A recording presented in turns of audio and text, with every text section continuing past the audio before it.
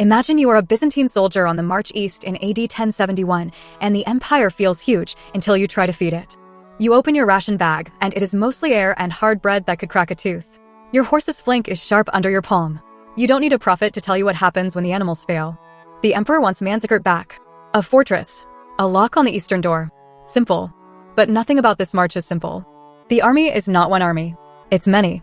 You hear Greek, Latin, Turkic tongues, curses from the Balkans, clipped commands from officers who don't trust the men they command. Everyone watches everyone else's hands, because hands steal food, and food is life. Water becomes a fight without swords. A spring appears and men surge toward it like it's salvation. Officers shove them back into order. A mule kicks. A man goes down. You realize discipline is a thin plank over a deep pit. Then come the reports. A scout says the Seljuks are far. Another says they're near. A third swears he saw dust trails behind you. You don't know if you're marching toward a battle or into a closing fist. At night you hear hooves you cannot locate. You wake with your hand on your knife because the dark feels crowded. And then, the decision that makes your stomach go cold. The emperor splits forces. Part of the army goes one way, part another, because supplies are thin, because the land is wide, because everyone believes speed will save them. But you can't help thinking, a shield wall is strongest when the shields touch. The raiders hit the edges, fast, precise.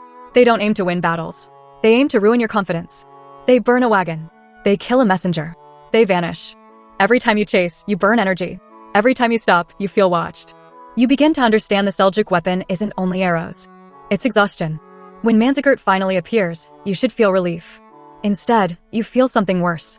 You feel like you've arrived late to your own ambush. Before the famous capture, before the collapse, there is this quiet killer, logistics. An army that can't eat, can't think. And an army that can't think is already halfway defeated before the first arrow ever flies.